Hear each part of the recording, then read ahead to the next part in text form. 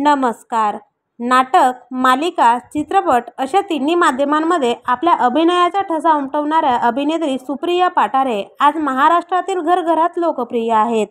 त्यांच्या दमदार अभिनयाने रसिक प्रेक्षकांच्या मनात एक वेगळं स्थान निर्माण केलं आहे. अभिनेत्रीने सुरुवातीच्या काळात फार संघर्ष करून चित्रपटसृष्टीत स्वतःची एक वेगळी ओळख निर्माण केली आहे. नुकतंच राजश्री मराठीला दिलेल्या मुलाखतीत सुप्रिया पाठारे यांनी आपला संघर्ष व प्रवास उलगडला आहे. गरिबीतून श्रीमंतीकडे जाणं वेगळं, पण श्रीमंतीत असताना अचानक गरिबीचे दिवस येतात तेव्हा सगळ्या गोष्टी फारच त्रासदायक होतात, अशा त्या या मुलाखतीदरम्यान म्हणाल्या. तर आज आपण सुप्रिया पाठारे यांच्या पतीविषयी जाणून घेणार आहोत. त्यांच्या पतीचे नाव सिद्धार्थ दामले असे आहे.